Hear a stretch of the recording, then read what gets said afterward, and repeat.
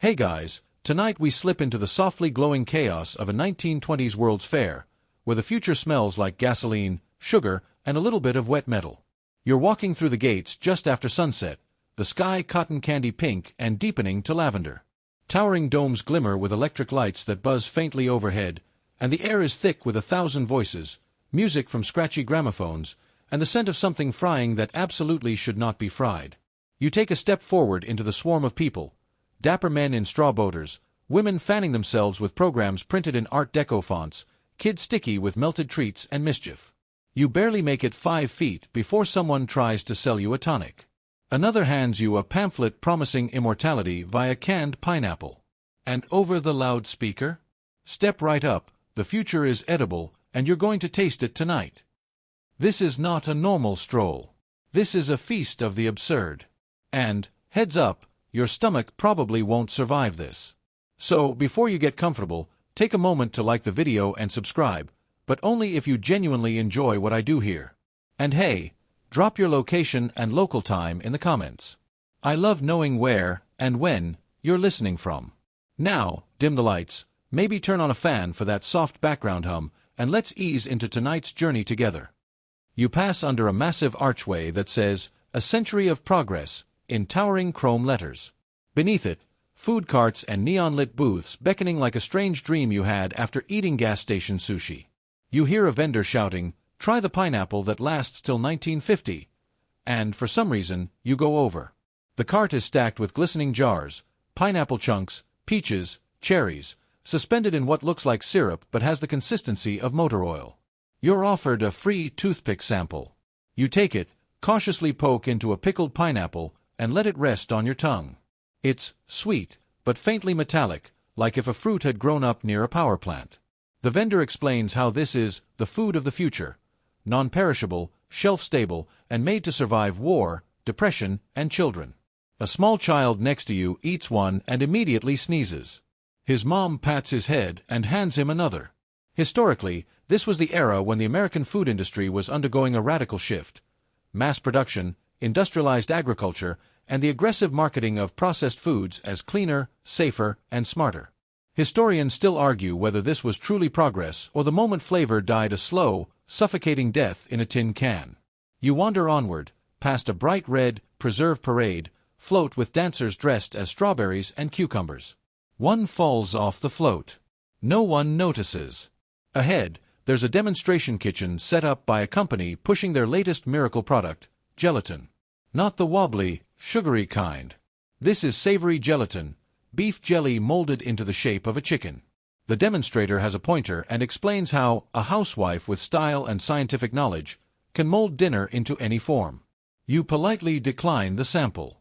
Quirkily, this era also birthed the concept of the national snack.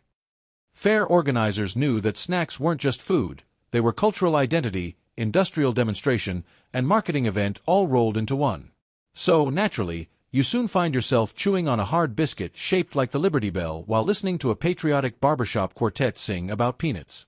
Nearby, a man dressed as a colonel, unclear if military or just fashion, is selling atomic peanuts, roasted with an experimental electric coil. He assures you the taste is revolutionary. You're mostly sure the peanuts are just warm. As you munch, a small boy walks by holding what looks like a sugar sculpture in the shape of a train. You ask him where he got it. He blinks and says, "From the candy engineer." Of course. You follow him past a ride that looks like it's one fuse away from disaster, until you find a stall titled, "Candy of Tomorrow." It's staffed by 2 engineers and 1 woman with a beehive hairdo stirring something that might be marshmallow, or possibly wallpaper glue. She offers you a cube. It's soft, a little chewy, and tastes like bananas mixed with printer toner. "Vanillin and benzaldehyde," she says brightly. "No bananas in it, of course." You nod, wisely, as if this was always your plan. There's a quiet moment when you find a bench between food zones, watching a crowd cluster around a performance involving synchronized soda popping. The bottles hiss open in unison. Steam rises. Someone claps. You think about how much faith everyone here has in the future. How they're convinced that the best meals will come from powders and pills, that flavor can be engineered, and that vegetables are just stubborn chunks waiting to be turned into drink. A passing couple argues over whether that purple sausage they tried tasted more like lavender or pencil shavings.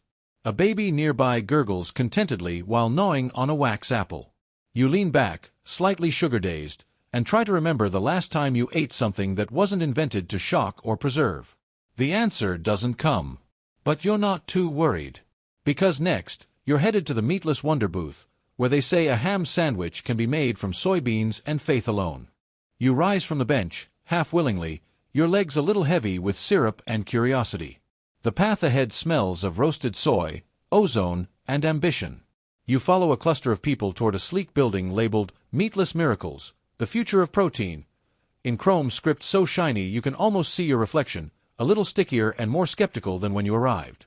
Inside, the air is surprisingly cool.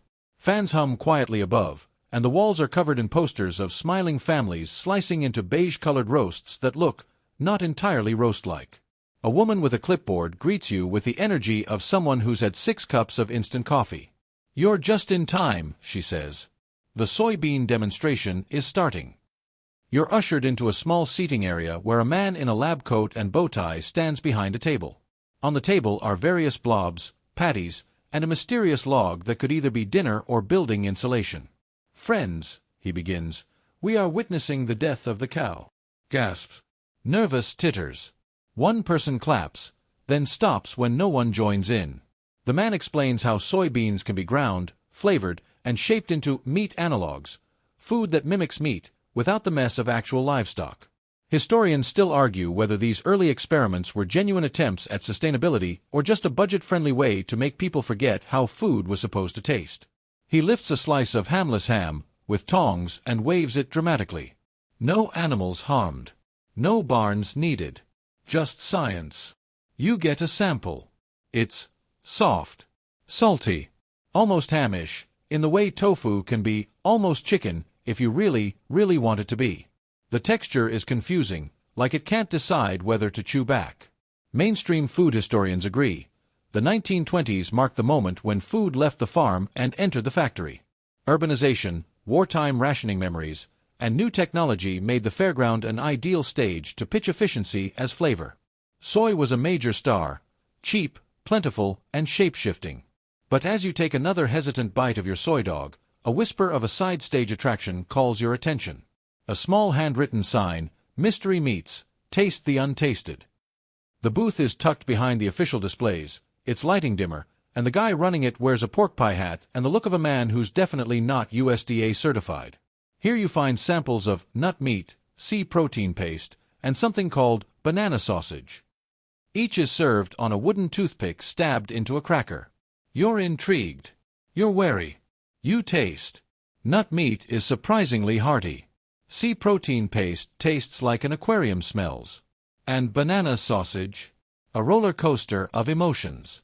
Sweet, salty, vaguely distressing, and oddly memorable, like that time you drank orange juice after brushing your teeth. The vendor leans in. "These are the snacks of tomorrow," he whispers, like he's letting you in on a secret. They don't just feed you. They prepare you. You ask, "Prepare for what?"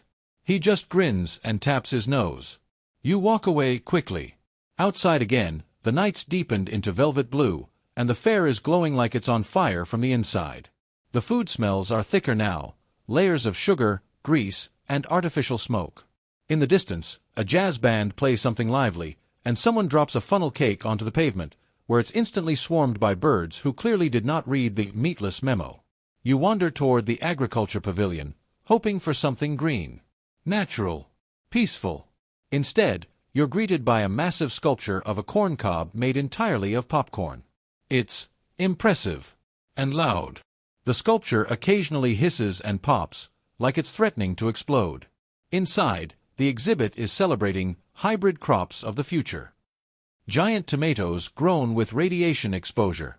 Wheat bread to be taller, heartier, and somehow less edible. "It's not about taste," says a guide, "it's about progress." A small booth offers super carrots, longer, thinner, and allegedly orange all the way through. You try one. It tastes like sadness and vitamin A. The strangest thing, the exhibit includes vegetables that never existed, created purely for the show. One display boasts a glowing green, future cucumber. Another shows a chart comparing apple shapes from yesterday and tomorrow, implying apples are evolving toward cubes for easier packing. Quirkily enough, some of these ideas, like radiation-mutated crops, weren't just sci-fi gimmicks. They actually happened. Mid-century experiments with atomic gardening did try to force mutations in plants using gamma radiation.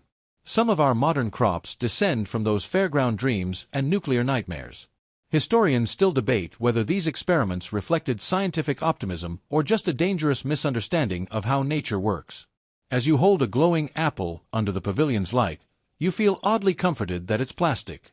Back outside, you sit down on a bench beside a man slowly eating a scoop of what he claims is dehydrated peach foam. He's been chewing for a full minute. You ask how it is. He stares ahead and says, "It'll hydrate eventually." You nod solemnly. Your legs stretch out in front of you, and your stomach, already hosting a summit of soy, nut, banana, and vague regret, whispers that it might like a break. But the night isn't over yet. Just past the agriculture pavilion, there's another attraction waiting, a tasting lab that claims to use electricity to stimulate flavor directly on your tongue. You're not sure if it's food or performance art, but you know you're going. After all, at the 1920s World's Fair, flavor is just another invention, and taste is in the wires of the beholder. You step toward the electrified tasting lab with hesitant steps, like you're approaching a lightning rod while holding a fork. The booth looks like a cross between a dentist's office and a magician's stage. Wires dangling, chrome knobs, and a man in a sparkly vest who looks way too happy to be holding jumper cables near food. A small line snakes around the booth, filled with people muttering things like, "Tingles your taste buds," and "I think it rebooted my tongue." There's a sign overhead that reads, "Flavor without food. The electrical banquet of the future." You raise an eyebrow. Your stomach raises too. You're handed a slim metal spoon attached to a wire. The technician, let's call him Steve, because he looks like a Steve, smiles and adjusts a dial. "Now, just place the spoon on your tongue and close your eyes," he says. You'll feel a slight buzzing and then, bam! Cherry pie. Or maybe roast beef. Or if the polarity's off, possibly toothpaste. You pause. He shrugs. Science is an adventure. You place the spoon on your tongue. A soft buzz vibrates across your taste buds, and for a surreal moment, it really does taste like cherry pie. Not quite your grandmother's version. More like the idea of cherry pie that forgot what crust is, but still, it's there. You open your eyes, impressed. Then comes round two, something beefy, almost savory, followed by a jolt of what can only be described as a surprise lemon. Steve twiddles another dial. We're stimulating your taste nerves directly. No food needed. Just electricity and suggestion. Historians still argue whether these early experiments were scientifically sound or just Victorian-style parlor tricks dressed up in jazz-age sparkle. Either way, your tongue is now both amazed and slightly confused. The idea of eating with your brain was popular at the time. The World's Fair hosted futurists who believed the sense of taste could be unlocked with light, sound, even colors. You pass by a woman licking a blue triangle printed on a card. She nods and says, "Mint. Definitely mint." You don't ask questions. Around the corner, another booth lets you sample flavor pills, capsules that dissolve in your mouth, releasing vaporous versions of familiar tastes. One promises Thanksgiving dinner in 3 seconds. It delivers something vaguely poultry-like with a lingering note of sage and battery acid? Maybe nostalgia. You remember the cotton candy from earlier and realize just how far you've traveled on the food spectrum, from sugar clouds to electrical brain bites. Your tongue may never trust you again. There's something unsettlingly optimistic about this whole setup. The future isn't just about efficiency, it's about sensory conquest. Why wait for a meal to cook when you can just trick your brain into tasting it? Why grow fruit when you can invent it? You wander away from the electrodes and pills, ears ringing slightly, taste buds buzzing like a confused radio signal. The food court, if you can even call it that, grows stranger as the night deepens. You pass a stand advertising astronaut bars, designed for zero gravity. The seller is dressed in a silver jumpsuit and claims the bars are based on the same formula used by real rocket men. It tastes like peanut butter and chalk had an argument in your mouth. Still, not the worst thing you've eaten tonight. Further on, you spot a glowing green dome marked luminescent cuisine. Inside, the lighting is eerie and purple, like a nightclub in a science lab. Dishes are plated under black lights, and the food, it glows. Literally. Jellies and custards that shimmer neon blue. Biscuits dusted with phosphorescent powder. One guy pokes at a glowing pudding with his fork and whispers, "It's looking at me." A staff member explains that some sea creatures and fungi naturally produce bioluminescence, and with a little help from modern chemistry, the fair has recreated that effect for the adventurous eater. You're not sure if it's safe, but you eat a spoonful anyway. It tastes like lemon lime and hubris. This is the moment it hits you. None of this is about nourishment. It's about performance. Drama. Dazzling your senses until they can't tell what's real. Like the movie theater snacks of the modern age, these foods exist to excite, not to fill. One historian, possibly with a straight face, suggested the 1920s marked the birth of gastronomic futurism, where chefs and inventors merged like jazz musicians, improvising with atoms instead of notes. Others argue it was all just a fever dream of industrial marketing. You lean against a column and realize your hands still smell like soy bacon and ozone. Your taste memory's been scrambled like eggs that got lost in a magnetic field. And still, the fair hums around you. In the distance, a steam-powered popcorn cannon fires at scheduled intervals, launching puffs into the air like edible fireworks. You watch one land in a woman's hair. She doesn't notice. Another lands in your palm, still warm, still slightly radioactive looking. You eat it. It's popcorn. Honest to goodness, normal popcorn. The first thing all night that doesn't come with an existential dilemma. You head toward a quieter part of the fairground, where families sit on blankets under strings of lights. Children lick candy that changes color as they suck on it. A teenage boy shows off his flavor crystal, a kind of hard candy embedded with sour centers that explode when bitten. You watch as he makes a face like he's just tasted a lemon and betrayal. There's a man carving sugar sculptures shaped like animals, handing them to kids who promptly decapitate the poor creatures with glee. You get one shaped like a dragonfly. It melts sweet and slow on your tongue, a relic of simplicity in a world obsessed with complexity. Your stomach gives a low, meaningful rumble. It's unsure whether to complain or applaud. You sit on a wooden bench and let the sounds of the fair wash over you, the clatter of wheels, the hiss of machines, laughter, music, and the whisper of food you'll never quite forget, nor fully explain. You're not sure if you've eaten dinner or been through a performance art piece sponsored by General Electric. And as your eyelids start to feel heavy, one last thought lingers. At this fair, food isn't just sustenance, it's spectacle. It's invention. It's the flavor of possibility, with a faint aftertaste of mild regret. Word count, 1087. You're still chewing on the memory of that electric cherry pie, or was it lemon beef? As you drift farther into the labyrinth of the fair. Your shoes crunch softly on the gravel, and the air smells like a strange blend of burnt sugar, machine oil, and something faintly nutty, like roasted peanuts or maybe roasted ambition. As you round a corner near the International Food Pavilions, a sharp tang hits your nose. Vinegar? No, wait. Fermented something. You've entered the fermentation alley. Not officially called that, but with this many pickled, soured, and bubbling displays in a single strip, the nickname sticks like kimchi juice on a white shirt. The 1920s World's Fair loved to show off global innovation, and food preservation was a hot topic. Climate, refrigeration, and wartime shortages made fermentation not just trendy but essential. But while some countries brought elegant samples of wine, yogurt, or classic sauerkraut, others leaned all the way into experimental territory. A vendor in a crisp white lab coat hands you a spoonful of something labeled proto-kefir nutritional sludge. You glance at the suspiciously pulpy texture. He explains, very earnestly, that it's a Russian-inspired probiotic blend designed to revitalize the gut biome. You take a bite. It tastes like someone mixed yogurt with celery and left it in a warm shoe. Across the way, a Japanese showcase is more refined, delicate bowls of miso soup, paper-thin slices of pickled radish, and natto. You try a bite of the natto, bracing yourself for the sticky soybean texture and sharp, earthy smell. It's not terrible. Funky, sure. Like cheese's weird cousin who listens to jazz and lives in a loft. But not bad. Historians still argue whether the fair's fermentation exhibits were designed for serious science or just to show off how adventurous eaters could be.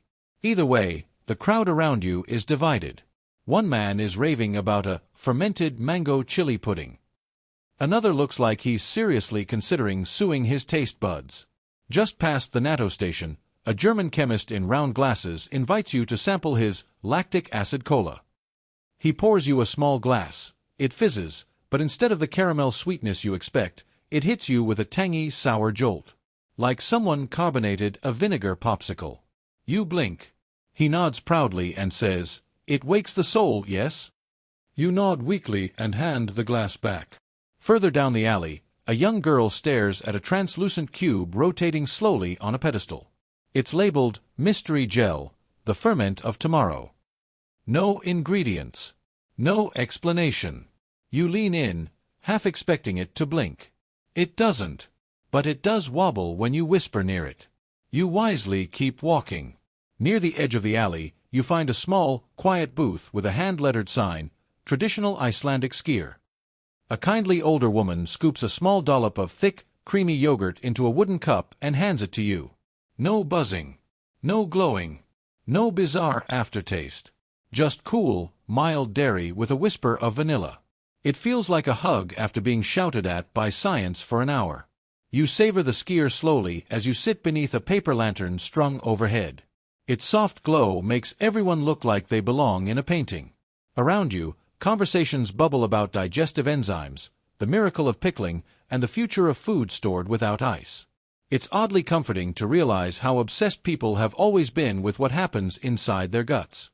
From ancient clay pots of wine buried underground to 1920s test tubes bubbling with kombucha dreams, fermentation has always felt part witchcraft, part wellness trend. You watch as a man in a bowler hat bites into what looks like a fermented beet marshmallow. He chews, pauses, then quietly removes his monocle. "Bold," he says. "Unexpected." Then he walks away with the dramatic pause of a man who has eaten something he can't uneat. The fairgrounds begin to shift again as you walk toward a new row of vendors. The signage here is less science-y, more theatrical. Flashy fonts, bold slogans, and loudspeakers blaring swing music. It's a carnival of claims. One booth declares, "Spinach ice cream, twice the iron, none of the taste." Another offers, "Licorice bacon fudge," and "liver nougat for the modern man." You raise a skeptical brow at that last one. The vendor grins and winks. It's like pâté, but sugar-coated. To your left, a French pavilion displays a noble attempt to dignify fermented cheeses. Brie, Roquefort, and Camembert all laid out like jewelry. You take a sample, sharp, creamy, cave-y. Like tasting history aged in a limestone vault. A young woman at the booth tells you, "This cheese matured during the war. My grandfather hid it under floorboards." You nod solemnly, suddenly aware that your midnight snack is older than some countries. Nearby, you overhear a young couple arguing over whether pickled watermelon rind is a delicacy or a dare. You don't intervene, but silently agree that it's both. You spot a board listing fermentation as the gateway to space nutrition, theorizing that astronauts could live on cultured proteins and microbe-based meals in deep space. There's a cartoon of a smiling cosmonaut spooning glowing green yogurt from a squeezed tube. It's charming, it's unsettling, and it tastes, at least according to the sample you try, like lime-flavored regret. Yet you can't help but admire the wild optimism of it all. Here in the early 20th century, people really believed you could pickle your way into the future. That bacteria could feed the world, and that flavor was just a matter of fine-tuning enzymes and electrolytes. Your head buzzes slightly, though that might still be the electric spoon's fault. You step away from the fermentation frenzy and back into the fair's main path. A cool breeze brushes past you, carrying the smell of roasted chestnuts and funnel cake. The fermented tang fades into the background. But not before you glance back one last time and see a man feeding sauerkraut to a raccoon on a leash. You blink. He waves. You decide it's time to go. And so you press on, slightly bloated, moderately confused, and eternally grateful that your stomach hasn't revolted, yet. The fair stretches ahead, promising more curiosities and flavors that probably shouldn't exist. You drift away from the acidic haze of fermented fare and into a more whimsical corner of the fairgrounds, a place lit not by science, but by spectacle. Overhead, strings of colored bulbs blink lazily like the fair is winking at you. A banner flaps gently in the night breeze, "Snacks of the Future," inspired by the films. And suddenly, you're walking through what feels like a B-movie prop department that collided with a bakery. The 1920s were wild for cinema. Silent films, early sci-fi reels, and wild, imaginative dreams of the future. And naturally, the food vendors were ready to cash in. Here, you're about to discover the strange intersection of snack innovation and Hollywood delusion. A silver-plated booth boasts, "Moon popcorn, the only corn good enough for space." The vendor wears a paper astronaut helmet and offers you a glowing kernel that crackles faintly in your palm. It's dusted with something citrusy and faintly metallic. You pop it into your mouth. It tastes like lemon, tin foil, and misplaced hope. Not bad. Just confusing. Like your taste buds missed a memo. Behind you, a tall, dramatically dressed man in a cape declares, "One day, meals will be pills," and gestures toward a tray of what looks like mints. Each pill promises an entire food experience: roast chicken, apple pie, root beer float. You take the root beer one. It dissolves into a chalky blur of fizz and nostalgia. Mostly, it just makes you thirsty. Historians still argue whether these food pills were genuinely believed to be the future of dining or just a clever marketing stunt to tap into post-war optimism. Either way, you're pretty sure no one left satisfied by a meal that fits in a pillbox. You continue on, passing a fake spaceship made of cardboard and tinfoil. A child peeks out the hatch, chewing what looks like marshmallow meat. It jiggles ominously. A woman wearing a sleek Art Deco dress and the world's most impractical heels waves you over to her booth, solar-activated sorbet. It's displayed under a beam of light. She explains that it only freezes when exposed to UV rays, mimicking the imagined solar technology of the future. She lifts the lid dramatically, and it's melted. She shrugs. "Cloudy tonight." You don't mind. You're distracted by the next booth over, which boasts a bizarre promise: invisible sandwiches, the flavor you feel, not see. You stare at a plate of absolutely nothing. The vendor hands you an empty napkin with theatrical flair. "Eat it," he says, grinning. You humor him, miming a bite. He nods solemnly. "Did you get the horseradish?" You nod, equally solemn. "Just a hint." You keep moving. A crowd gathers ahead near a platform titled "Alien Cuisine: What Martians Might Eat." The chefs here wear long robes and antennas made of wire and beads. They've created foods with no color, only texture: gray gels, black noodles, shimmering cubes that vibrate slightly. You try a jelly-like puff that collapses instantly in your mouth, leaving behind an aftertaste like mushroom and mystery. Someone next to you mutters, "Tastes like rain on metal." You agree. But weirdly, you kind of like it. The 1920s fair planners weren't just interested in foreign food, they were obsessed with fantasy. What would we eat on Mars? On the moon? On flying cities in the clouds? And so you walk through aisles of speculative snacks that taste like fiction. One table boasts zero-gravity pudding balls, supposedly modeled after the imagined diets of future airship captains. They're little spheres encased in thin gelatin skins. You bite one, apple cinnamon, with a pop like biting into a bubble. Another one, spiced carrot. Another, beef. You stop. Beef. Yep. Spiced beef pudding ball. Historians still argue whether this type of spherification was a sincere attempt at culinary innovation or just a prank played on the public by chemistry students. Either way, you've got beef bubble residue on your chin. There's also the matter of packaging.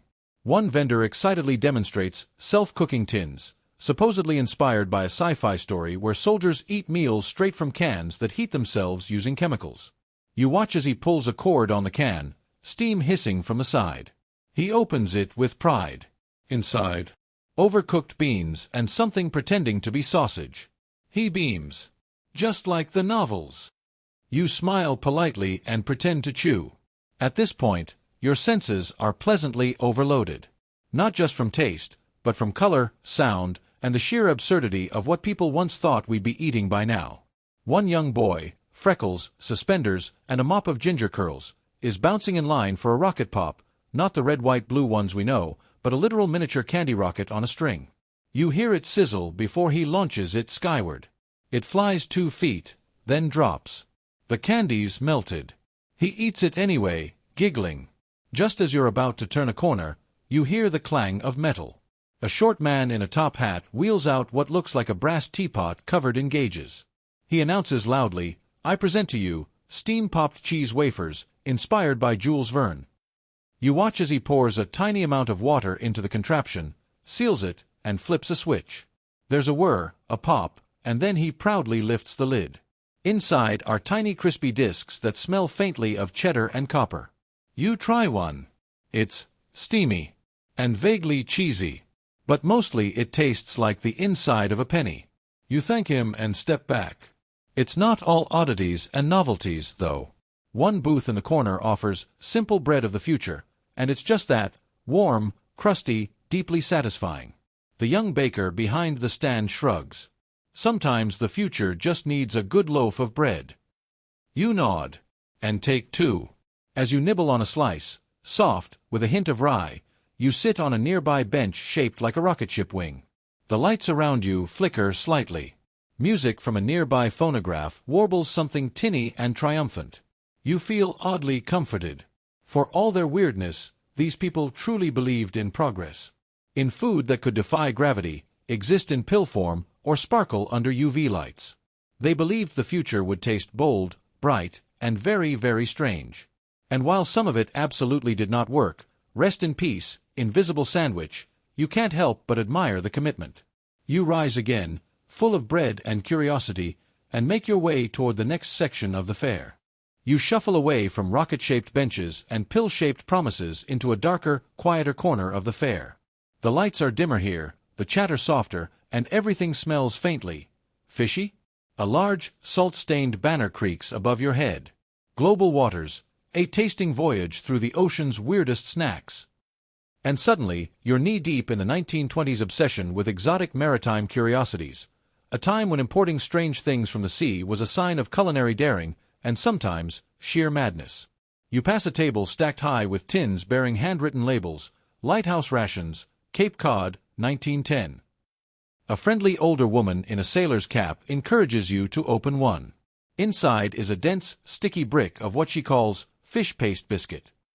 You take a nibble. It's like someone pressed sardines, salt, and oats into a bar and dared you to enjoy it. You do not. But you try another. This one smells like lemon and kelp. A bit better. Then one labeled cod liver caramel. Nope. You move on. Next to it, a tank bubbles ominously. A tall man in a cream-colored apron and monocle explains that it's a live display of giant sea grapes from the Philippine Deep. He scoops some green spheres into a shell-shaped bowl. They pop like caviar, he promises. You try one. It bursts with a briny tang, and something weirdly sweet follows. Like the ocean tried to be candy for 5 seconds. Historians still argue whether these sea grapes were truly imported from far-off regions or simply local seaweed passed off as exotic fare. But hey, marketing was half the magic. A few steps away, another booth is decked out like the deck of a pirate ship, complete with barrels and a plastic parrot. A sign boasts, "Privateer Jerky, 18th century inspired." You chew a sample, impossibly dry, spiced within an inch of its life, and vaguely barnacle-flavored. It's allegedly made from squid. Or eel. Or both. The vendor winks. We never tell. There's laughter nearby, and you follow the sound to a stand with an overly excited teenager flipping what look like pancakes onto plates. But these aren't ordinary flapjacks. They're grayish, slick, and jiggly. Octopus ink crepes, he chirps. With lemon jelly and radish zest. You take a cautious bite. It's oddly delicious, earthy, tangy, with a citrusy slap at the end. The texture, however, is like licking a rubber boot coated in honey. Not terrible, just confusing. You feel brave now. Adventurous. So when the next booth advertises seagull eggs, hard-boiled and pickled, you step forward. The vendor assures you they're not real seagull eggs, those were outlawed, but chicken eggs made to look and taste similar. You taste one. Tangy, yolky, a little fishy, and served with a side of chopped kelp and green peppercorns. It wakes you up in ways coffee never could. Not far off, You hear a gurgling noise and spot a vendor stirring what looks like molten tar in a copper pot. The sign reads, Black Sea Taffy, a sailor's sweet. He pours a strand of jet-black candy onto a tray and stretches it into strips. Molasses and squid ink, he says cheerily. Chewy and bracing. You tear off a piece. It's like eating licorice while being slapped by a tide. And yet, not bad. Historians still argue whether these squid-based sweets ever made it to seafaring vessels, or if they were invented purely for the fair's eccentric crowd. Either way, they leave your teeth stained and your courage inflated. Further down the aisle, a man dressed like Neptune himself, trident, seaweed beard, glittering crown, presides over a cart marked Poseidon's Pickles. Inside are jars of pickled jellyfish, pickled barnacles, pickled sea lettuce. You pick a jellyfish sliver, slimy and translucent. It wobbles between your fingers like indecisive jello. You eat it. It crunches. Crunches. It turns out some jellyfish, when prepared right, are crunchy. Like cucumbers from another dimension. You chase it with a sip of kelp tea from a ceramic mug shaped like a conch. It's warm and grassy. Like lawn clippings with a hint of salt. By now, you're almost sea-legged. Almost. You stop in front of one final booth, easily the most elaborate. It's shaped like a small lighthouse, and behind its windows flicker small flames. A tired-looking chef hands you a tray and says simply, Taste of the deep. The tray holds 3 items, a spiral shell stuffed with saffron rice and scallop meat, a nugget of fried seaweed cracker dipped in clam syrup, and a pearl-sized candy filled with fermented anchovy cream. You try them one by one, bracing yourself each time. The shell is divine, sweet, salty, rich. The cracker is brittle but tasty. The candy is a war crime. Sweet fish toothpaste is not something you were ready for. You swallow. Barely. A bell rings behind you and someone declares the area is closing for the night. The booths begin dimming, the vendors wiping counters and packing up jars of pickled mysteries. You lean against a post, the taste of ocean still clinging to your tongue. The ocean snacks were definitely the weirdest part so far. Less fantasy, more fermented reality. But it's a reminder, in the 1920s, the World's Fair was not just about technology or architecture, it was about the boldness to taste something you didn't understand. Even if that something was barnacle jerky or jellyfish jelly. And honestly, you feel weirdly proud of yourself. You stand once more, stretch gently, and continue toward the next cluster of glowing tents. Banda Noi. You wander into a courtyard where colorful pennants flap gently in the breeze. Laughter echoes from beyond a patchwork curtain, and as you approach, you spot an entrance framed by papier-mâché elephants and glittering peacock feathers. The sign above reads, Wonders of the East, a spice bazaar for the brave-tongued. You step inside and are immediately wrapped in a warm, swirling cloud of cardamom, cumin, and something you can only describe as adventurously smoky. This tent is different, less about spectacle, more about seduction. Every scent feels like a whispered dare. The 1920s were a time of profound Western fascination with the Orient, a broad and often clumsy term used to lump together everything from Turkey to Tokyo. Here at the fair, that obsession took shape in tents like this, an elaborate blend of genuine cultural artifacts, over-the-top stereotypes, and more saffron than a medieval spice vault. A man in a turban offers you a small brass spoon. Try the mango pickle, he says, smiling. You do. It's sour, spicy, and hits your throat like a spicy lime doing a somersault. You cough politely. He grins. You pass rows of low tables filled with clay dishes. Fried lotus root chips dusted with chili powder. Caramelized ginger in palm leaf baskets. Cubes of goat cheese soaked in rose water and black pepper. You pick one at random. It's a sticky ball of tamarind and date, rolled in crushed coriander. It tastes like summer and firewood and someone's Grey-Tance perfume, if that perfume burned just a little on the way down. Historians still argue whether all the spices showcased here were sourced from authentic regional traders or simply imported through European spice houses with a flair for drama. What's certain is that the fairgoers in 1923 weren't expecting to discover turmeric in their fudge. Over in one corner is a quiet stall draped in red silk and lit with hanging lanterns. A young woman wearing a sari carefully prepares small cups of sweet fire milk. It's a traditional warm beverage made with heated milk, cinnamon, sugar, and just a whisper of cayenne. You sip. It's like a lullaby with a kick. Comforting, creamy, and then your eyebrows twitch. A group of giggling teens gathers around a plate marked mystery balls.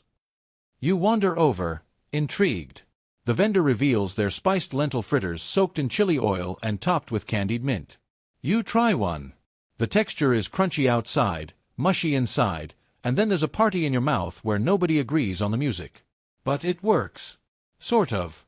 In the center of the tent is a long banquet table, elegantly arranged with dishes that look far too delicate for your clumsy, fare-weary fingers. A card reads, Royal Snacks of the Mughal Empire. You sample a sliver of what looks like gold foil on a cracker. The vendor tells you it's vark, real edible silver, wrapped around pistachio marzipan. You chew slowly, feeling oddly regal, and maybe a little paranoid about what silver does to your digestive system. Next to that, you spot a dish that could easily pass for candied fruit, but the label says otherwise. Crispy onion halwa. You blink. The vendor nods. Onions. Slow-cooked with sugar, cardamom, and ghee. You take a cautious bite. It's caramel sweet, but the onion flavor sneaks in, like an uninvited guest wearing a very strong perfume. Not unpleasant, just surprising. A woman nearby serves something she calls fire pearls, gelatin-like spheres filled with liquid clove syrup. You pop one into your mouth and it explodes with flavor, like your tongue just got punched by a spice cabinet. That seems to be the theme of the tent. Every bite a surprise attack, every flavor an ambush. Some fairgoers are loving it. Others are blinking back tears. Spice fatigue is real, someone murmurs. At one booth, you're handed a tiny spoonful of paste wrapped in a betel leaf. Pon, the man says. For digestion. You try it. It's bitter, sweet, nutty, and tinged with an herbal zing. As you chew, your mouth cools, and your brain wonders if you're suddenly cleaner inside. Historians still argue whether these types of pon were served as snacks or ceremonial palate cleansers. But one thing's for sure, you're not hungry anymore. You're bewildered, possibly euphoric, and not entirely sure your taste buds haven't just resigned. Near the exit of the tent, a series of ornate perfume bottles are lined up under a velvet rope. A sign explains, Flavored aromas, the snacks you smell. Visitors are encouraged to sniff deeply and imagine the taste. One bottle labeled Toasted Saffron Sandalwood actually makes your mouth water. Another, Spiced Plum and Ash, smells like barbecue in a velvet tuxedo. You're told a few daring attendees actually attempted to eat the scented waxes inside. Bad idea. But hey, it's a fair, and poor choices are practically a rite of passage. The tent begins to empty as the lights dim and the smell of cardamom lingers in the air. You sit for a moment near a flickering lantern, your tongue still tingling from the chili-laced rosewater something or other. This wasn't a tent of comfort food, it was a flavor gauntlet. And somehow you made it through. You think. You hope. You stand, stretch your limbs, and follow the path out of the tent, your head spinning slightly, not from exhaustion, but from flavor. You smile. You survived the spice bazaar. Barely. You step outside the spice tent and breathe in the cool night air, which feels like a soft towel after a very spicy shower. The fairgrounds are quieter now, the lights glowing softer, the crowd thinning. You wander through an archway marked by oversized popcorn kernels sculpted from papier-mâché, and a subtle aroma beckons you like a pie cooling on a windowsill in an old cartoon. Ahead of you, a sprawling, striped pavilion filled with crow machines, polished counters, and little men in white caps and bow ties. This is no ordinary snack stop. It's the Industrial Food Pavilion, where science and snack time hold hands, whether they like it or not. In 1923, the public was just beginning to warm up to the idea that machines could do more than build cars and overheat basements. They could also make snacks, convenient, shelf-stable, futuristically bland snacks. And the fair was here to prove it. Your first stop? A glowing booth manned by a proud inventor standing next to a table of small, vacuum-sealed pouches. Dehydrated tomato soup, he announces, handing you a spoonful of orange powder. Just add water, or don't. Some folks enjoy the crunch. You try it dry, because why not? It's tangy, vaguely tomato-like, and somehow tastes dusty. Like licking a sun-warmed bookshelf. But it grows on you. Kinda. Next up, You're handed a tiny wax paper cup filled with a mysterious yellow-green goo. Electric lime gelatin, a smiling teenager tells you. New from a company we're calling Sweet Speed. You peer into the cup. It jiggles with ominous enthusiasm. You take a bite. It's like sugar met rubber in a chemistry lab and they fell in love. Not bad, actually. Just weirdly electric. Literally. Your lips tingle for a second. That can't be normal. Historians still argue whether any of these early food science experiments were meant to be long-term consumer products or just flashy fair gimmicks. Either way, they were undeniably ahead of their time, and sometimes slightly behind common sense. At a nearby table, a bespectacled man gestures proudly at a tray of what looks like crackers covered in frosting. Petroleum-based frosting substitute, he says with delight. Cuts costs by 80%. Tastes just like the real thing. You hesitate. He leans in. Safe to eat. Probably. You nibble. It's okay. Kinda like vanilla if it were haunted. The texture is smooth, but your tongue immediately starts asking questions your brain can't answer. Another booth is pushing something called glow corn. It's regular popcorn but dyed in shocking shades of violet, orange, and aqua blue using new synthetic dyes. Guaranteed not to stain, permanently, the vendor reassures you. You chew a handful. It's sweet, salty, and vaguely fruity, like a carnival in a cereal box. And yes, your tongue now looks like it lost a fight with a highlighter. A few steps away, you're invited to try the future of ice cream, a cube of frozen butterfoam. They hand you a spoonful and instruct you to eat it quickly. It melts in seconds. You do, and your mouth is instantly filled with a cool, creamy sensation that somehow tastes buttery and lemony at once. It's nice, until the aftertaste kicks in, which reminds you of a soap you once accidentally licked in kindergarten. Still, it's strangely addictive. You pause at a sign reading, "Radioactive delicacies, our most radiant bites." You squint. Surely that's metaphorical. Nope. A display shows off glowing green candies with a plaque that proudly reads, "Mildly radium-infused." For that inner sparkle. You back away slowly. Historians still argue whether these glowing sweets were actually distributed widely, or simply a shocking display designed to draw crowds. But given the 1920s obsession with all things radioactive, from wristwatches to health tonics, you're not totally ruling it out. You move on, relieved to discover a table marked Savory Innovations. Here, a cheerful older woman is handing out small wedges of what looks like cornbread. "Soy cake," she says. "New meat substitute.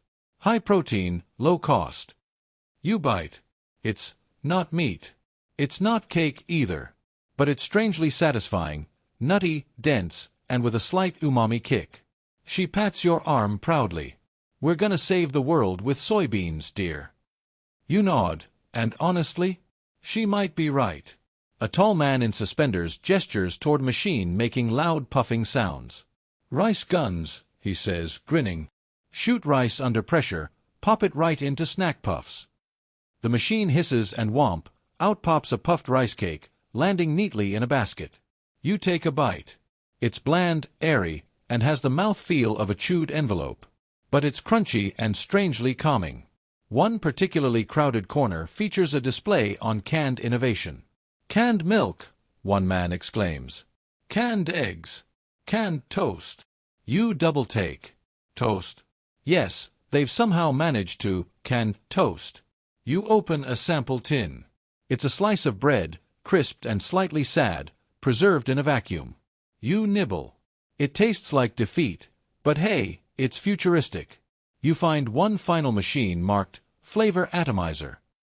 It sprays mist over plain crackers, infusing them with whatever scent you choose: cheddar, bacon, dill pickle, or forest mystery. You go with cheddar. You regret nothing. It's like eating a cracker while standing inside a cheese fog. Finally, you wander over to a booth run by a soft-spoken woman in a lab coat. "Future meals," the sign says. She offers you a tiny tablet. "One bite, all your nutrients for the day," she says. You pop it in your mouth. It tastes like chalk and celery had an argument. She beams. The future is efficient. You nod politely and wonder if the future could also include cinnamon rolls. The pavilion begins to dim. Machines wind down. You take one last look around at the marvels of industrial snacking, odd, sometimes borderline unsafe, but undeniably ambitious. You exit into the open air again, grateful for the simpler flavors of earlier, but also strangely delighted by the weirdness. You've tasted the future. And it mostly tasted like packaging. You wander away from the industrial snack dreamscape, your breath still faintly tinged with cheddar mist and atomic lime gelatin. The fairgrounds stretch before you, now lit by softer lanterns and flickering gaslights, casting long shadows on the midway. You follow a winding path flanked by carnival barkers and penny-a-ride sideshows until something catches your eye, a massive, colorfully painted structure with an enormous spinning globe on top. A sign beckons in ornate gold lettering.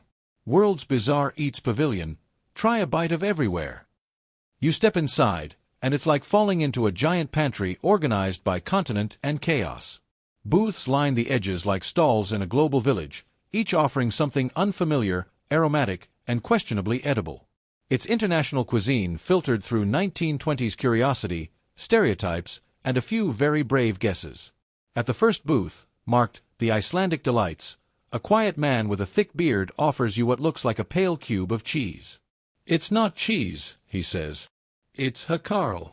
You chew. It's shark. Fermented. Stronger than regret.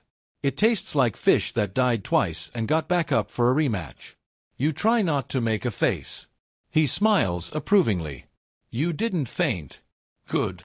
Historians still argue whether this pungent delicacy made a real appearance at the 1920s fair or if it was later misattributed by imaginative newspaper reporters. But either way, it's the kind of taste that lingers, and possibly peels paint. You sidestep quickly to India, a feast of spices. A small plate holds something golden and crispy, pakoras, the sign says. These deep-fried chickpea flour fritters are hot, earthy, and rich with cumin and turmeric. Your tongue rejoices after the fermented shark trauma.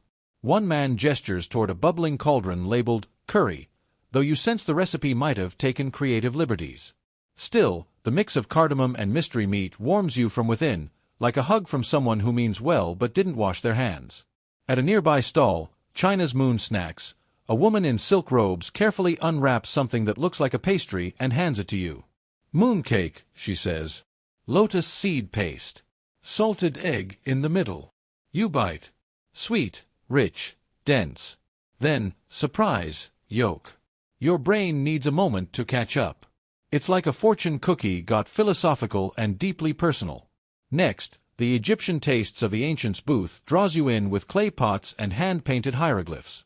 A young man offers full medams, mashed fava beans seasoned with olive oil and garlic. You try a spoonful. It's hearty and comforting, like hummus's wise older cousin. He smiles, pressing something sticky into your hand. Date bread. Pharaohs loved it. You chew. It's sweet, warm, and feels like the kind of thing that could power you through pyramid construction or, a long night wandering affair. You pivot to French Fantasy Café, which is less café and more a table of precariously stacked pastries and silver spoons. A beret-wearing teen offers you escargot. You hesitate. It's buttery, he promises. You try it. It is. But it's also snail. The texture is chewy, like a mushroom that went to sea. You chase it with a bite of millefeuille, a layered pastry so flaky it disintegrates on your tongue like a dream of better decisions. Then you reach the Russian salt cellar. A burly man insists you try pickled herring on dark rye. It's strong, salty, vinegary, briny, and makes your cheeks tingle. Good with vodka, he says, handing you beet kvass instead. It's fizzy, tangy, and oddly refreshing. Like kombucha with a grudge. Historians still debate whether this entire food hall was curated with any cultural accuracy or simply assembled based on what sounded exotic to Midwestern fairgoers. Judging by the Brazilian coconut sushi next door, you're leaning toward option B. You eye the Germany Wursts and Wonders booth, where a grinning man offers you currywurst, sliced sausage doused in ketchup and curry powder. It's spicy, sweet, oddly addictive, and about as authentic to 1920s Germany as jazz hands. But delicious nonetheless. Nearby, the Aussie corner greets you with an open cooler of what looks like jerky. Kangaroo, says a blonde vendor. Tastes like beef. A bit gamier. You take a bite. It's lean, peppery, and a little sad. You give the kangaroo statue an apologetic glance. As you round the far side of the pavilion, a crowd clusters around Japan's delicate bites. You're handed a cube of gelatinous mochi and something wrapped in seaweed. Try the omebashi, says the vendor. You do. It's a pickled plum. Extremely pickled. It hits your palate like a saltwater grenade dipped in lemon juice. Your eyebrows rise on instinct. The vendor grins. Good for digestion, she assures you. Finally, you reach a quieter booth with a handwritten sign. From nowhere in particular, Curious Fusion Experiments. This stall is chaos. On one plate, gefilte tamales. On another, sushi bagels. A bowl of what might be wasabi guacamole. The man running it shrugs. World peace through weird food. You try the sushi bagel. It's salmon, cream cheese, rice, and sesame. It works better than it should. You're both confused and impressed. The air in the pavilion thickens with spices, smoke, and 1,000 clashing aromas. Your taste buds are overwhelmed, your stomach slightly unsure, but your mind spins with wonder. You've just eaten your way across a strange, stitched-together globe dreamed up by a fairground committee and a few brave chefs. You exit into the night once more, belly full and tongue tingling. The sounds of distant music and laughter carry through the breeze. Above you, a crescent moon rises. One thing's clear, if nothing else, the 1920s had guts. Possibly pickled. You stroll past the glowing pavilion, the scent of spiced lentils and pickled everything trailing behind you like a confused ghost. The fairgrounds are quieter now, and a gentle breeze plays with the edges of discarded programs and napkins. Somewhere nearby, a phonograph croons a faint jazz melody, warbling beneath the rhythmic creak of a carousel winding down for the night. Your footsteps lead you into a more refined corner of the exposition, a cluster of polished white tents with velvet ropes and lanterns at every corner. A wooden sign reads in swirling script, "The Elite Tasting Salon, where only the curious dare nibble." Inside, the tone is hushed, like a museum that smells faintly of oysters and old money. Tables are draped in crisp linens, and butlers in tuxedos move quietly, carrying trays that shimmer with appetizers resembling science experiments or witchcraft. This was where the rich, the elite, and the boldly bored came to nibble on trends before they had names. A tall man in a tailcoat leans toward you with a conspiratorial smile and offers your first taste, aspic. You stare at it. It looks like Jell-O. But it's not. It's chicken. In gelatin.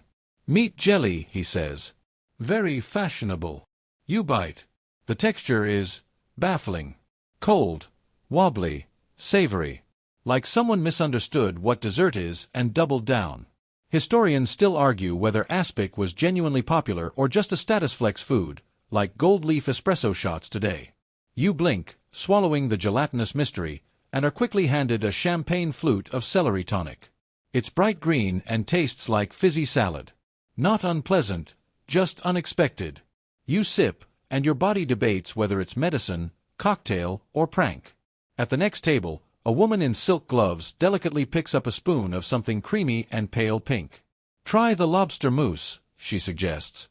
You do. It's rich, airy, and tastes like the ghost of a seafood dinner. You can almost hear the lobster whispering, "Remember me?" It's fancy, but your brain still prefers lobster in butter, not whipped into a dairy cloud. You move on to a tiny biscuit topped with something that looks like orange marmalade. It's caviar, the server says. Salmon roe, but sweet-cured in sugar and lemon zest. You chew. Your mouth rebels.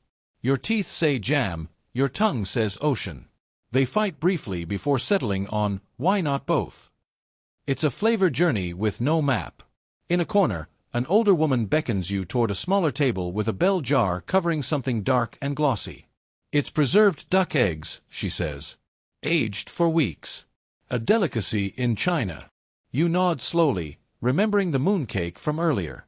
You lift the lid. The egg is black. Not moldy, just transformed.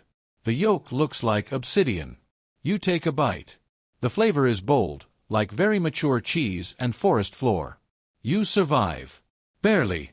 She nods solemnly, as if you've passed a test. Historians still debate whether such items were served to shock, delight, or merely confuse. Some suspect that international pavilions used these dishes as both genuine cultural display and subtle dares. A waiter offers you a tiny tart filled with something green and sticky. Avocado custard, he whispers, like a secret. It's creamy, sweet, and unexpectedly delightful, proof that even in the Roaring Twenties, someone knew this fruit had potential far beyond toast. Nearby, a glass tray displays candied violets and rose petals. You nibble a violet. It's floral, fragile, and tastes like a grandmother's perfume, in a good way. A rose petal dissolves on your tongue like memory foam soaked in sugar. Another offering arrives in a tiny silver bowl, frog's legs in aspic again, because apparently aspic was the avocado toast of 1925. This one's cold, chewy, and flavored with tarragon. You've accepted by now that texture was more of a suggestion in this era. At a champagne bar, a man offers a tipple of carbonated milk, yes, fizzy dairy. You sip it like someone bracing for disaster. It tastes like a cream soda that got lost on its way to becoming cheese. Not bad, but you won't be adding it to your grocery list. One of the final trays features a cube of what appears to be cake, but is labeled savory tomato gelatin loaf. You hesitate, but you're this far in. You take a bite. It's tomato, but cold, jellied, and infused with basil and celery. Like a Bloody Mary and a bundt cake had a confusing baby. You respect it. You move on. A woman in a cloche hat and pearls offers you something wrapped in gold foil. Banana cigarettes, she says with a wink. Not actual cigarettes. Just dried banana wrapped in chocolate and paper-thin vanilla wafer. You bite. It's weirdly good. Smoky sweet, crisp, and playful. A party favor masquerading as a snack. Supposedly inspired by a Cuban dessert, though historians still argue whether it was real or a marketing stunt for the fair. By the end of the salon, your taste buds are dazed, your stomach pleasantly puzzled, and your head slightly tilted from sensory overload. You've eaten things that wiggle, fizz, whisper, and defy logic, all in the name of curiosity and culinary exploration. You exit back into the cool night, the stars above twinkling like champagne bubbles, and think, nothing makes you appreciate plain toast quite like pickled eggs in lime aspic. The wind whispers through the pavilions, and you follow it. Your next snack, your next discovery, awaits just around the bend. You follow the cobblestone path as it winds through the darker edge of the fairgrounds, away from the glittering pavilions and polished white tents. Here, the mood shifts, less dazzle, more curiosity. A wooden sign swings lazily above a narrow lane. Medicinal marvels and curative curiosities. You step into a space that smells faintly of herbs, licorice, and liniment. Gas lamps flicker over displays of glass jars and bubbling tinctures, each booth more eccentric than the last. A woman in a bonnet gestures to her table, where strange snacks are paired with even stranger promises. Have a bit of our electric bread, she says. You squint. It looks like regular bread, until you bite in, and a sharp, almost metallic fizz zips across your tongue like a low-voltage zap. It's a tonic, she says proudly. Fortified with quinine, iron filings, and just a whisper of powdered rhubarb root. You feel like your mouth just got a checkup. Historians still argue whether the bread's effects were genuinely stimulating or purely psychological, but either way, your jaw now feels like it did push-ups. At the next booth, a mustachioed man in a lab coat enthusiastically presents a platter of nutrient cubes. They're beige, slightly gummy, and about as appetizing as packing foam. Pure protein, he proclaims. Perfectly balanced. Imagine a world where meals take seconds. You chew. It tastes like wet paper and beef bouillon had a mild disagreement. You nod appreciatively, the way one does when they want to escape politely. The man beams. Future of food, he shouts after you. Sure, buddy. To your left, a booth brims with glass bowls filled with clear, glistening candies. Cough lozenges. You guess. The vendor nods. And more. Try this one, it's eucalyptus, honey, and a touch of opium. You freeze mid-chew. Pardon. Oh, it's very calming, she assures you. And it is. Too calming, perhaps. The world gets a little softer at the edges. Apparently, microdosing wasn't just a 21st century trend. Historians still debate how many people at the fair accidentally napped through the next exhibit thanks to a casually drugged sweet. You shake it off and press onward, passing a small sign that says, "Laughing chocolate, side effects may include giggles, insight, and digestive clarity." You pause. A cube of deep brown chocolate is offered to you, speckled with tiny green flecks. It's infused with coca leaf and ginger, the vendor explains. Stimulates the brain, clears the gut. You pop it in. The flavor is rich, spicy, and a bit peppery. Your cheeks warm. You're smiling. Possibly because the chocolate just told a joke to your serotonin. It's delicious and unnerving. Next comes vegetable marshmallows. You laugh, but she's serious. Kale, carrot, and beetroot, the woman explains, pointing to a pastel tower of oddly tinted cubes. With agar instead of gelatin. It's revolutionary. You chew the kale one. It's not sweet. It's not savory. It's green. Like if salad had feelings and wanted to be loved but wasn't sure how. You respect the innovation, if not the outcome. Nearby, a glowing display catches your eye, energizing crystal water, infused snacks from the earth. You lean in. There are cucumber slices soaking in rose quartz water, almonds marinated in amethyst tonic, and little fig bites blessed by magnetized copper. They absorb the universe, says the man running the booth. You try a cucumber. It tastes mostly like cucumber, but your third eye flutters for a second, which might just be the placebo effect meeting a long night of odd food. One booth is styled like an old pharmacy. Bottles everywhere. The man inside offers a chewy biscuit. Licorice root and thyme, bound with tree sap and honey. You take a bite. It's sticky and deeply herbal, like a cough drop went feral in a forest. It aids in melancholy, he explains. Is that why I suddenly remember all my failed spelling bees? You ask. He doesn't laugh. You leave. A bell chimes softly in the corner, drawing you to a dainty stand with lace curtains and the scent of warm cinnamon. The sign reads, "Dream Drops, sweets that help you sleep."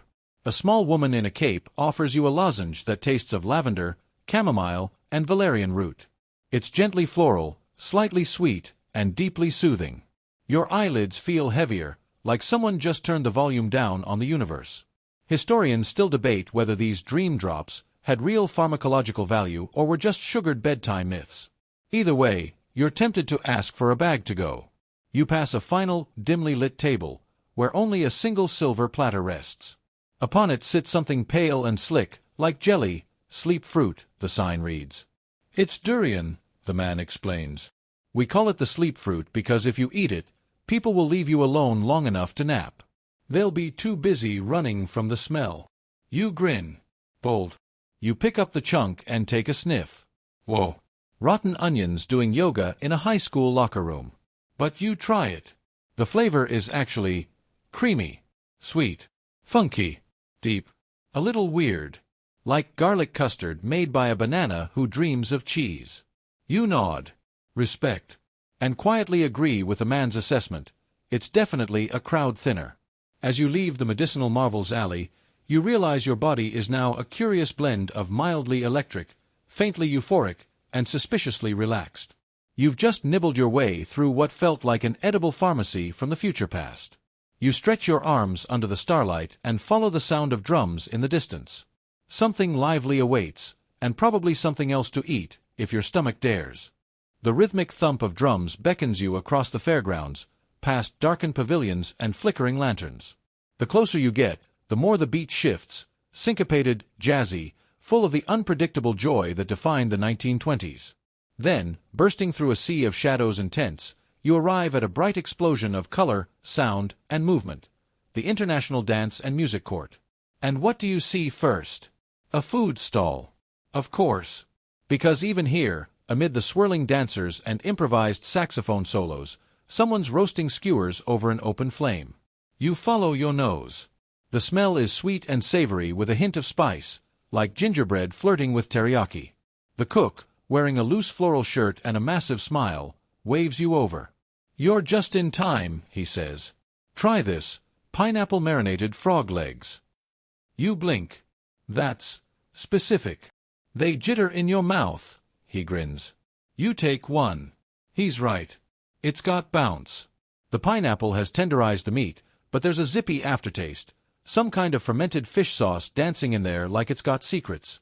Historians still debate whether this was a fusion dish born from Southeast Asian inspiration or simply a chef improvising with what was left in his cooler. You wander deeper into the court, passing dancers performing the Charleston in sync with sitar melodies and African drumming. You're not entirely sure what continent you're on anymore, but it smells like something incredible's roasting just ahead.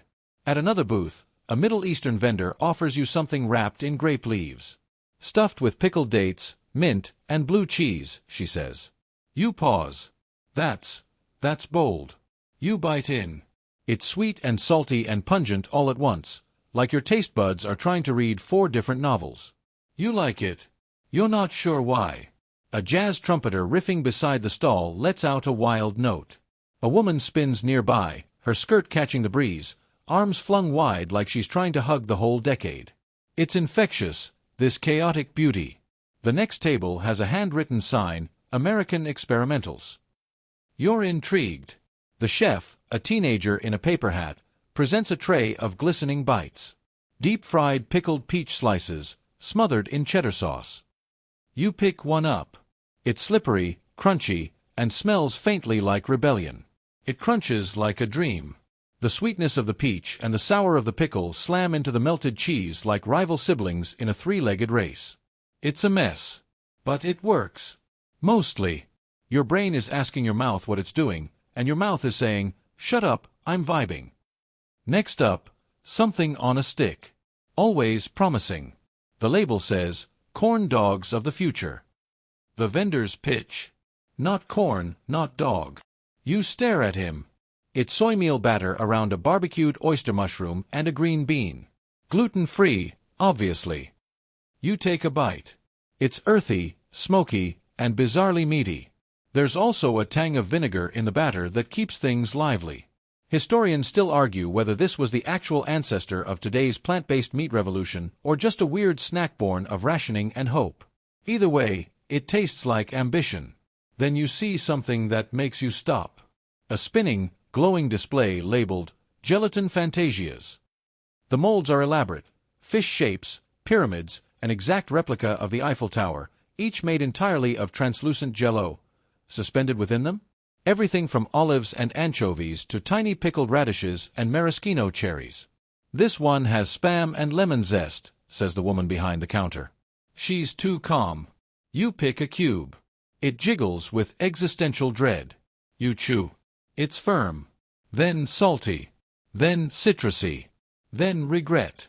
There's always a risk with 1920s Jell-O. Historians still argue why gelatin was such a go-to format. Convenience? Prestige? An edible art form?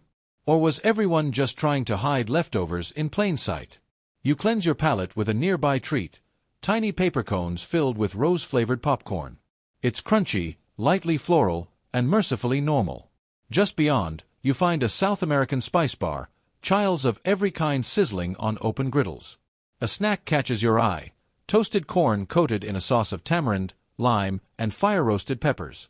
Chulp corn, the cook explains. And this sauce will wake up your ancestors. You pop a handful. Your sinuses clear, your brain opens a new tab, and your fingers start to sweat. But it's so good. The music builds. Dancers are now pulling strangers into the circle, laughing, swirling, losing track of where the beat ends and their feet begin. You're smiling too, still chewing. At the final booth, a man dressed like a stage magician pulls a silver dome off a platter with flair. Underneath, little moon-shaped cookies dusted in gold powder. "Star-dust bites," he says dramatically. Vanilla, cinnamon, and powdered saffron. Said to calm the nerves, lift the soul, and possibly induce lucid dreams. You don't hesitate. You pop one in, and it melts on your tongue like silk and sunlight. Sweet, gently spicy, and just the tiniest bit bitter at the finish, like a lullaby with teeth. And just like that, the music shifts. Slower now. The drums soften. The dancers sway more than spin. Everything is winding down. You exhale. The international court wasn't just about snacks. It was about collision, cultures blending, flavors clashing, and people figuring out how to coexist, one spicy peach corn dog at a time. You stretch, feel the fullness in your belly, and the warmth in your chest. This fair wasn't just an exhibit, it was a buffet of dreams and weirdness. You glance up. The stars above the fairgrounds shimmer faintly. There's more to explore still, if your legs will take you. The stars are sharp tonight, the kind that make the sky feel close enough to touch. You pull your jacket tighter and make your way past shuttered stalls, through a soft hush that settles over the fairgrounds like a blanket. The crowds have thinned, but the air still carries the ghost of roasted peanuts and caramelized onions. And somewhere ahead, just past the Ferris wheel, you catch a whiff of something new. You follow it to a modest tent, glowing with a warm orange light. The banner reads, "Medical Marvels and Nutrition of Tomorrow." Oh no! You already know this is going to be weird. Inside, a man in a lab coat beams at you from behind a folding table stacked with strange jars and metallic trays. Welcome! Hungry for progress. You're not sure anymore, but you nod. He pushes a plate forward. First up, beef liver lozenges with cod liver oil glaze. You pause. Lozenge. They're portable nutrition. Perfect for long walks, dull lectures, or the apocalypse. You try one. It tastes like a dare. Meaty, oily, slightly chalky, with a whisper of mint, like your vitamins are trying to fight you. The man is watching your face too intently. Historians still debate whether this movement was about improving health or just punishing people for not eating enough organ meats. Next, he offers a slender, tube-like pastry. This one's actually quite lovely, wheat germ roll with date paste and powdered kelp. You take a bite. It's chewy, sweet, a little sea salty. Not bad, honestly. Like a health food bar before marketing departments were invented. These were handed out as part of the fair's vision for futuristic school lunches, he explains. They thought kids in 1980 would be snacking on this instead of candy bars. Oops. Another tray. This time, vitamin-enriched soda wafers. They're dry, slightly effervescent crackers that fizz on your tongue like a science project gone rogue. Good for digestion, he says. You're not convinced. The fizz is weird. And your stomach is already full of pineapple frogs and gelatinated spam. You wash it down with water from a mason jar. It tastes faintly of copper. Probably fine. Outside the tent, you stumble across a Nutritional Myths Debunked exhibit. It's covered in poster boards, many of which feature slogans like "Butter equals brain fuel" and "Bananas, nature's sleeping pill." You munch a banana offered by a volunteer in a mustard-colored jumpsuit. It's room temperature and kind of mushy, but somehow comforting, like your tongue needs a reset. The next station challenges you with the calorie cube. What's that? A dense, flavorless cube containing an entire meal's worth of nutrients. Bland, gray, and uncomfortably square. You chew. It's like eating a science textbook that someone dipped in oatmeal and then left in the sun. Your jaw is working overtime. You finish it, and immediately wish you hadn't. But now you're full, sort of. Historians still argue whether calorie cubes were a desperate post-war idea, or just an avant-garde culinary protest against joy. But then, a surprise. A thin woman with bright eyes offers you a sample from a glass bowl. "These are oxygen-puffed fruit leathers," she whispers. "They melt like dreams." She's right. They dissolve on your tongue in an instant, like ghosts made of raspberry. For a moment, you're delighted. Then you realize, you've just eaten vaporized fruit jerky. Welcome to the future. Next, a carousel of smoothies. The labels are amazing. Muscle milk for ladies. Fibra tonic. Sleepy pea serum. You sip cautiously from a tiny cup of lavender blue sludge labeled Tranquility Fusion. It's earthy, herbaceous, with a surprising bite of ginger. Not bad. Actually, kind of relaxing. The kind of drink you imagine 1920s yogis sipping before roller skating to a clarinet recital. You linger at the final booth. This one is simply labeled, "The Food of Sleep." It's decorated like a dream, a bed with bowls on the nightstand, feathers hanging from the ceiling, and soothing harp music playing softly. You try a spoonful from the first bowl, mashed sweet potatoes with cardamom and honey. Warm. Comforting. like lullabies and fall leaves and someone humming while you drift off in a rocking chair. The second, milk soaked with rose petals, warm cinnamon, and barley. You close your eyes after that bite. The texture is like velvet, and the flavor is almost wistful. You don't even know what that means, but it fits. The third bowl contains something labeled lunar pudding. It glows faintly under the lantern light. You eat it. It's light, citrusy, and ends with a strange effervescence. You feel your eyes growing heavier. This might have been sedative rice. You're not sure. Historians still argue if lunar pudding was a gimmick or an early foray into herbal sleep aids. But you're swaying slightly on your feet, considering curling up in one of the display beds. As you step out of the tent, a soft breeze ruffles your hair. The fair feels slower now. Quieter. Even the neon signs seem to blink more lazily. The background music, once loud jazz and trumpets, has softened into a murmur of strings. And your stomach. It's a chaotic scrapbook of everything. Frog legs, seaweed, fizzy crackers, corn dogs that weren't corn or dog, and sleep-inducing barley stew. You're a walking experiment. A dreamy, slightly bloated, very sleepy experiment. And there's still more to see. You drift away from the nutrition tent, swaying gently like a reed in the breeze, still unsure whether you're full or just chemically calmed.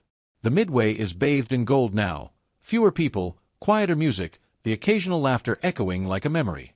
You follow the scent of vanilla and something oddly metallic. Ahead, there's a small crowd gathered around a modest exhibit with a curious sign. Snacks of Empires Past, World Cultures Pavilion. You're intrigued. You've eaten frog legs and glowing pudding. Why stop now? The booth is split into miniature stations, each devoted to a different corner of the world. You step toward the first, Ottoman Delights. A teen in a fez offers you something wrapped in rose-scented cloth. You unwrap it to find soft, sticky cubes dusted in powdered sugar. Lokum, he says. Also known as Turkish Delight. You chew. It's floral, chewy, intensely sweet. It tastes like a memory from someone else's dream. Your teeth sink into something nutty. Pistachios. A moment of elegance. A card on the table reads, Ottoman dignitaries believed sweet treats sharpened the mind before negotiations.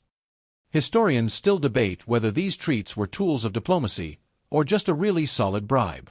Next, you're handed a thin slice of smoked fish on rye. The label says, Nordic Festival Bite. It's cool, dense, earthy. You chew slowly. Somewhere behind you, someone says, Is that licorice salt?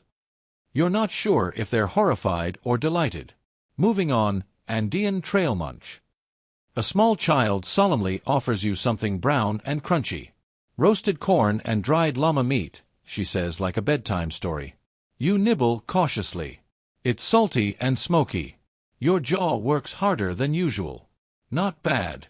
Feels ancestral, somehow. Like something you'd eat on a long walk across the spine of a continent. You're beginning to notice a trend. The world's snacks are practical. Preserved, portable, powerful. They're less movie theater indulgence and more conquer a mountain fuel. A small gong chimes and leads you to the next room, colonial concoctions. Oh. A docent in a ruffled shirt welcomes you to a long wooden table. These were popular among early settlers and seafarers, he says, pushing forward a thick ceramic mug. You lift it to your lips and sip. It's switchel, a strange brew of vinegar, ginger, molasses, and water. Your tongue revolts. It's sharp and sweet and kind of burning? Hydrating, the man insists, and anti-inflammatory. Historians still argue whether it was consumed willingly, or only when water sources were questionable at best. You're handed a dry puck next, hardtack. A biscuit so hard it could double as a doorstop. You break a piece off with effort and chew slowly. It tastes like survival. Your jaw clicks ominously. You swallow with pride and regret. And then, thank the snack gods, a tray of sweet, golden discs. These, the docent says reverently, are maple sugar cakes. A favorite of New Englanders. Think of it as pre-industrial candy. You bite. It's rich and grainy, like nature's version of fudge. You sigh with relief. Finally, a win. From the colonial to the surreal, A nearby stall features space-age snacks. Oh, this one's ambitious. You recognize the branding, silver stars, mid-century fonts, a mannequin astronaut holding a tray. A volunteer offers you a plastic pouch. Inside, freeze-dried ice cream. You've heard of this one. You bite into the crumbly triangle. It melts into powder, then cream. Cold without being cold. A marvel of mid-century science and marketing optimism. You smile. It's weirdly satisfying. The next sample is less forgiving. Powdered tang mixed with carbonated water. You sip. The tanginess hits hard. It's like orange juice ran through a fax machine. But it wakes you up. Briefly. NASA tested this at high altitude, the attendant says. Historians still argue whether astronauts loved it, or merely endured it in the name of progress. You step away, head swimming slightly from sugar and vinegar, your palate totally disoriented. But there's still one more booth, a dark corner titled Forgotten Foods of Failed Nations. Ominous, but okay. A dim lamp flickers above a sign, the snacks of countries that no longer exist. You're handed a tiny plate with 3 items. A slice of Soviet carrot candy. A Prussian blood sausage crisp. A square of Yugoslavian cornmeal cake. The candy is sweet and earthy, almost wholesome. You feel like you're eating a political statement in gelatin form. The sausage crisp is intense. Savory, spicy, and a little too honest. Your taste buds go quiet. The cornmeal cake is soft, with a gentle sweetness. You chew slowly, thinking of borders and lost languages. Each bite feels like a ghost story. Each flavor tied to a people, a flag, a dream that's faded from maps. You swallow, respectfully. And now, the snack crawl is complete. You've tasted foods from lost kingdoms and imagined futures. From war zones and world fairs. From astronauts to emperors to exhausted schoolchildren. You're full in a strange way, not just in your stomach, but in your mind. Because here's the thing, behind every quirky recipe and questionable ingredient was a culture trying to say something. To solve a problem, soothe a soul, or simply show off. And sure, you didn't love the vinegar brew. Or the fish candy. Or the liver tablet. But you get it now. You're not just walking through a food court. You're wandering through edible history. The kind with sticky fingers and weird aftertastes and recipes that tried really hard to change the world. One strange snack at a time. You drift toward the exit of the pavilion, your feet slow, your stomach wobbling slightly from the glorious buffet of human ambition. The fairgrounds are mostly quiet now. The golden glow of dusk has dimmed into navy twilight, and a cool breeze rustles through the trees like an exhale from the earth itself. You're almost ready to leave this place behind, but something flickers on the edge of your vision. A final sign. It's small, easy to miss. Unofficial curiosities, unauthorized snacks of the 1920s. You're intrigued, of course you are. After everything you've tasted, how could you resist one more oddity? The booth is shabbier than the others. Handmade signs. Hand-cranked lights. A tired man in a rumpled shirt and suspenders waves you over like he's known you all day. Looking for the real stuff, he asks. His voice is gravel dipped in honey. You nod. He slides forward a shallow tray of oddities, none of which seem quite legal. The first item, coca wine gummies. Yep, wine infused with coca leaves. Tiny, soft cubes the color of bruised cherries. Popular among exhausted artists and nurses, the man says. Banned later, of course. You take a small bite. It's bitter and fruity and makes your tongue tingle like it's hearing secrets. Historians still argue whether this blend was medicinal or just a sanctioned high in elegant packaging. Next, he offers you something wrapped in wax paper, a caffeine-laced gumdrop. Not too odd, right? Until you realize it's got 3 times the caffeine of a modern energy drink. You chew it anyway. Mistake. Your heart flutters like a jazz trumpeter hitting a bad note. The world tilts briefly. He hands you a cup of water with a wink. You're fine. Probably. You spot a third treat, a small, pale cookie. The sign says, Benzedrine Bites, popular among pilots and sleep-deprived inventors. You stare. He smiles sheepishly. Just a replica, he says. You nod slowly, backing away like it's a venomous lizard. You choose something safer, a paper cone of toasted chickpeas with chili powder. Crunchy, savory, just spicy enough to feel alive again. A staple of street vendors outside the official gates, he tells you. Banned for being too common. As if good food ever needed permission. You munch quietly, thinking of all the things the fair allowed, and all the things it didn't. The booth's last display is modest. A glass case with a single melted chocolate bar. The label barely legible, experimental mood-enhancing cocoa, 1923. You ask what it was supposed to do. Cheer you up, the man says. No matter what. He leans closer. Didn't work. But still, nice idea, huh? You agree. He nods once and gestures to the exit path behind him. Fair's over, friend. But don't worry. It's always there, somewhere, waiting for a dreamer with a weird stomach. You smile, stepping past the booth, the ground soft beneath your feet. As you walk through the quieting fairgrounds, your mind swirls with snack memories. The oddly delightful lavender jello, the horror of beef soda, the ethereal powdered ice cream, and that truly unhinged carbonated clamshell drink. You survived them all. And through it, you touched something ancient and something wildly modern, proof that humanity has always loved two things: telling stories and putting weird stuff in our mouths just to see what happens. You pass a flickering sign as you exit. Thanks for visiting the Fair of Futures. Please eat responsibly. You grin. Somewhere in the distance, a record scratches into silence. A cotton candy wrapper drifts by like a paper ghost.